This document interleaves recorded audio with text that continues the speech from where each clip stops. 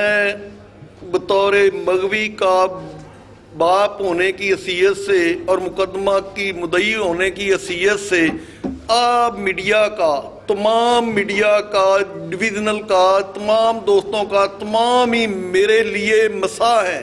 शुक्रगुजार हूँ कि आपके तामन और साथ की वजह से आज बेटा मेरा मेरे सामने मेरा जिगर मौजूद है और मैं दाद देता हूँ और दुआएं देता हूँ। और ऐसे ही साथ हर मजलूम का देना चाहिए जैसे आप लोगों ने हमारे साथ एक इंसानियत के नाते साथ दिया है और बहुत बहुत शुक्रगुजार हूँ।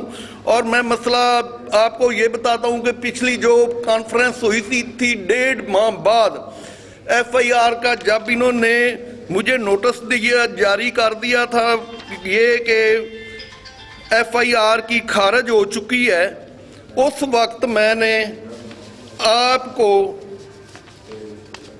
तकलीफ दी, जहमत दी और बुलाई। मैंने कॉन्फ्रेंस, ये मैसेज आ गया था 2 नंबर ज़िमनी लिख के ना नज़दीक कर लो, ये मैसेज मुझे आ गया 28/9 को, आज से 4 माह पहले कि आपकी FIR खारिज हो चुकी है। और 2 नंबर ज़िमनी जब आपने मेरे साथ तामन किया, प्रेस में मैं हकायक रखे और तमाम इनका इंकशाफ करप्शन का बताया कि इनका सरगना ज़मान भट्टू है और ये कर रहा है, तो फिर इन्होंने वो उतार ली और उन्होंने, मैंने रिट कर दी दोबारा सेशन जज पे कि मेरा बेटा बरामद किया जाए। तो इन्होंने ये RPO से लेटर लिखवा दिया कि वो FIA का केस बनता है, वो FIA में जा चुका है और RPO के खिलाफ और इनके उन्होंने भी RPO ने भी यही रिपोर्ट दे दी कि आपका केस FIA में जा चुका है, डायरेक्टर के पास है, ये नहीं हमने वापस ले ली। जब उधर गए इन्होंने बोगस कार्रवाई करके यूनान और तुर्की के बनाकर खुद साख्ता वीडियो जारी करा के, और अगवाकारों के नंबरों के पर ही फेसबुक थी, उन्होंने उधर जहमत ही नहीं की कि किन नंबरों पर फेसबुक बनाई है, कौन इस्तेमाल कर रहा है, वो जारी करके उस सबूत से FIA ने ना रिपोर्ट कर दी कि ये लोकल नोयत का है, वहीं है, बच्चा बाहर ना है। और जब ये आ गया तो फिर मैंने सेशन पे दोबारा रिट कर दी मोहम्मद आरफ से, वहाँ इन्होंने ये दोबारा लिख दिया कि हम कार्रवाई कर रहे हैं। इन्होंने 10/12 को ऑर्डर दिया कि 15 दिन के अंदर अंदर ना मुलमान को गिरफ्तार करके चलान करें, लेकिन आज भी 3 माह हो चुके हैं, अदालत के भी उन्होंने इधर कर दिए। फिर इन्होंने मुझे चक्कर देने ये शुरू कर दिए, जब पहले ज़मान भट्टू ये कहता रहा इनके हाथों की ये लिखी हुई हैं, सिर्फ ये पैसे बचाने, अगवाकारों को बचाने के लिए, कभी यूनान की वीडियो, कभी तुर्की की, हाथ से नंबर देकर राबते थे और करते थे, मुझे सही घुमाया, चक्कर लगवाया, सिर्फ रिकवरी और मुलजमान को बचाने के लिए सर तोड़ कोशिश की। जिस सिलसिला में जब हम IG साहब के पोर्टल में गए और उनको भी, IG साहब को भी इन्होंने ये रिपोर्ट कर दी PRO के मुताबिक, भाई अपनी मर्जी से ये तुर्की में अपना हीरो का काम कर रहा है, ये हीरो का वहाँ ताजर है, बहुत बड़ा है, ये वीडियो ये तैयार कराते गन पॉइंट में, ये खुद बताएगा बाद में कि कहाँ से और कैसे हुई है, कैसे तजारत हुई, ये खुद बताएगा। जो मेरे साथ हुई है, इन्होंने उधर भी रिपोर्ट कर दी, इधर अदालत में कर दी कि हम कार्रवाई करते हैं, IG के उधर कर दी कि वो तो इधर है ही नहीं। ये हुआ जब मैंने अदालत में प्रोसिक्यूटिव ब्रांच में गया, उन्होंने कहा या नहीं अखराज हो गया, ना आया। तफ्तीशी ने भी कहा कि नहीं हुआ, अदालत में भी लिख कर दे दिया, नहीं हुआ। उधर RPO, DPO और DSP साहब की तरफ से गलत रिपोर्टें, IG साहब तक इन्होंने गलत रिपोर्टें गुमराह किया है और कोई ताकत नहीं थी मुलजमान को बचाने के लिए या दरखास्तें। फिर मैंने दरखास्तें IG साहब को ये गुजारी, जिसमें मैंने मौक़िफ़ ये अपनाया, नंबर भी है 1 दिसंबर को, कि मुकदमा नंबर 561 बदनवानी व तरफदारी की वजह से डीपीओ और आरपीओ सबान शिकायत सुनने से कतराते हैं और एसएचओ की झूठी बेबुनियादों की वजह से बेबुनियाद रिपोर्टों की वजह से 4 माह से अब तक हक़ायक़ की पेशरफ्त ना हुई और ना ही साहिल की दादरसी हुई। फिर भी बेबस साहिल के बेटे को बगैर शनाख्ती कार्ड और बगैर पासपोर्ट बाहर भेज दिया। फिर भी बेबस FIR के नामजद मुल्जमान छोड़ दिए। फिर भी बेबस आरपीओ डीपीओ सब बेबस लगे।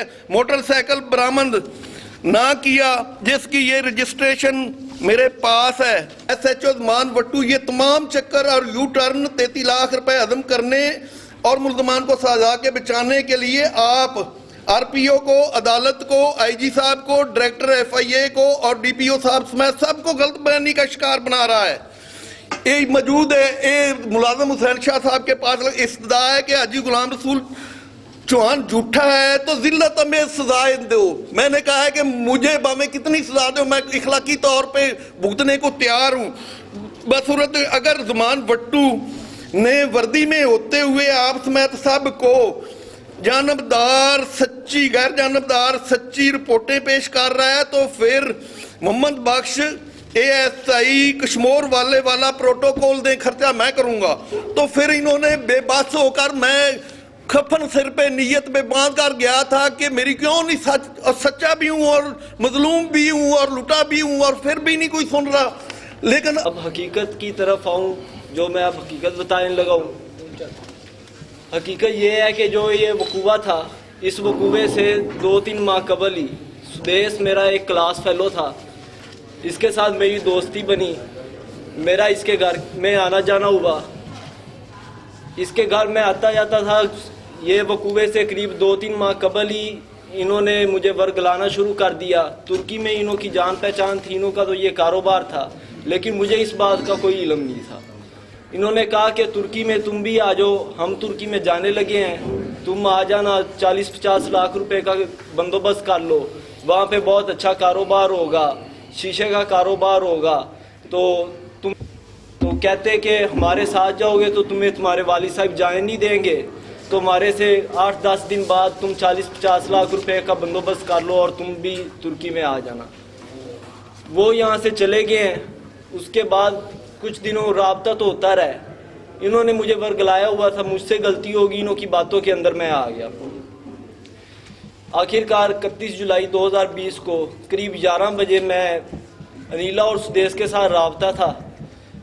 तो घर से 23 तोला सोना, 1 लाख रुपए नकदी, मोटरसाइकिल होंडा प्राइड 100 सीसी जिसकी रजिस्ट्रेशन वाली साहब ने दिखाई है, और अपना मोबाइल सेट लेकर इनके कहने पे मैं फाद वाल मेहरान बलोच चक नंबर 101 9L वहाँ पे उसके पास चला गया। इन्होंने मुझे कहा कि ये सोना, जेवरात और नकदी मोबाइल तुम फाद के हवाले कर दो। वो उसके हवाले किया है।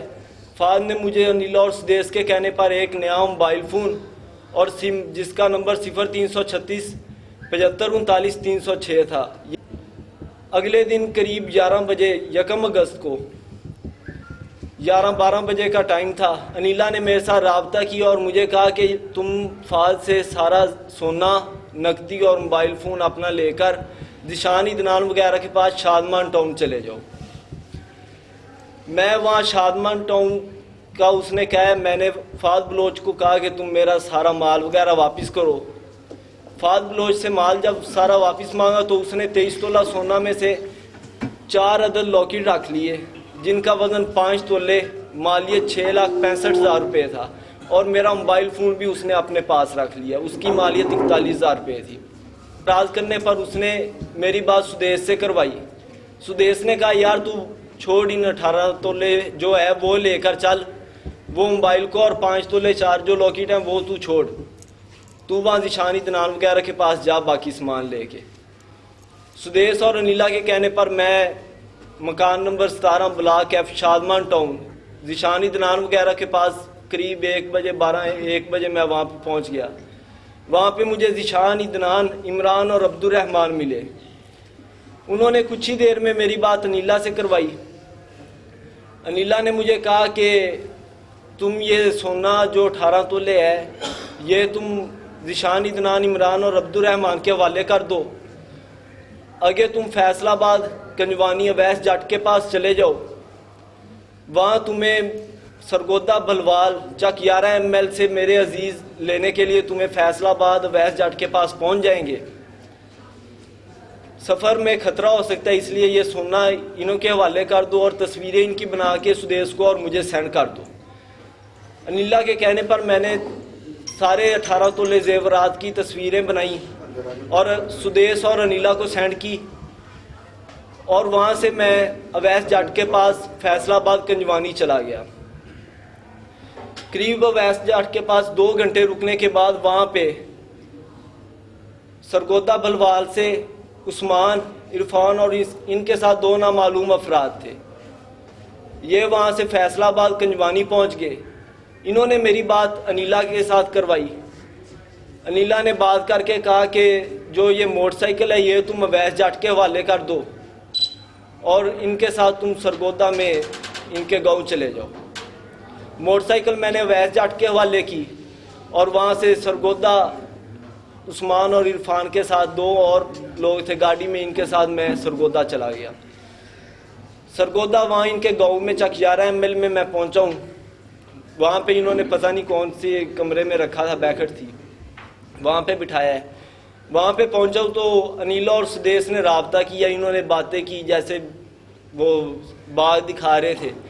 कहा 1 लाख रुपया जो है तुम्हारे पास नकदी, वो ये उस्मान और इरफान के हवाले कर दो, बाकी वीज़ा और पासपोर्ट वगैरह, शनाख्ती कार्ड वगैरह वो 2 दिन है वो बन जाएंगे, हम तुम्हें अपने पास तुर्की में बुला लेंगे।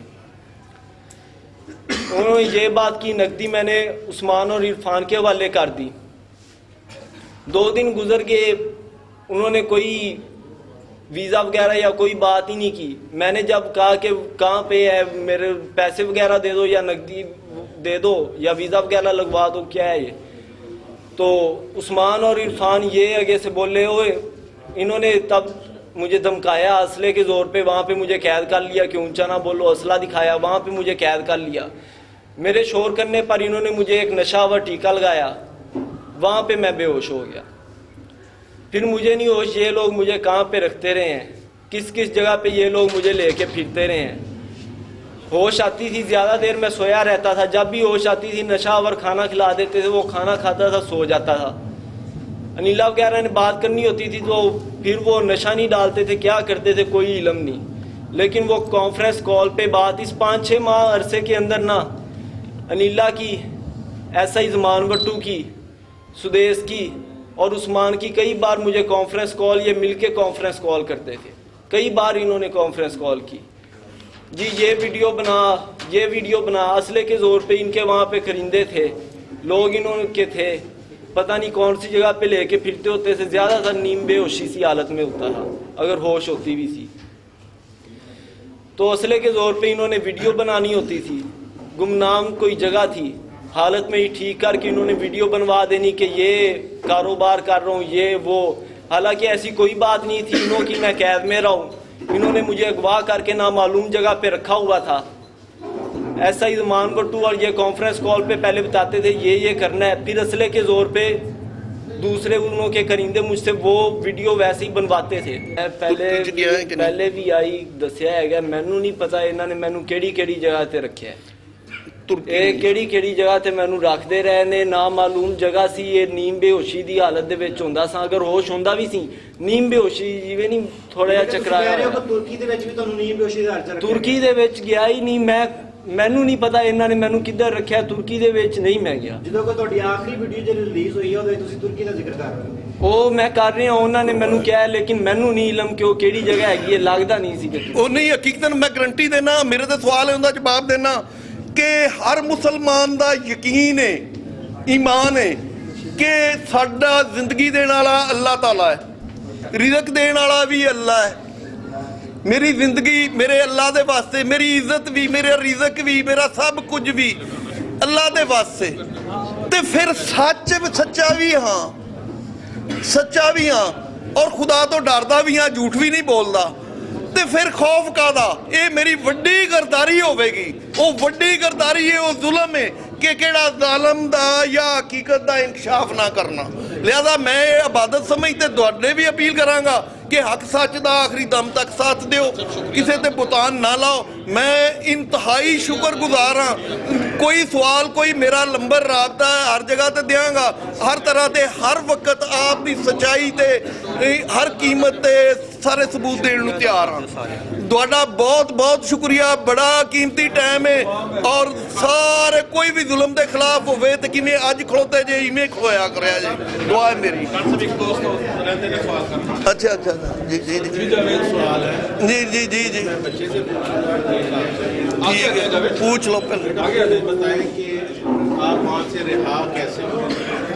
हाँ, मैंने पहले भी बताया है कि मेरे वालिद साहब जब कार्रवाई करने पे ज़मान भट्टू और मुलजमान के ख़िलाफ़ कार्रवाई करने से ना रुके और तमाम अदालत ने नोटिस लिया था तो 15 जनवरी को 2021 इन्होंने मुझे पता नहीं कहाँ से उठाया है, कौन सी जगह पे रखा था, लेकिन इन्होंने मुझे छोड़ा थाना सरियाब की हदूद कोयटा के अंदर बलोचिस्तान में। तो वहाँ से थाना सरियाब पहुँचा, थाना सरियाब से कुछ फासला ही पीछे उतारा था और बताया भी था कि वहाँ चले जाओ, हमारे खिलाफ कार्रवाई नहीं करनी है।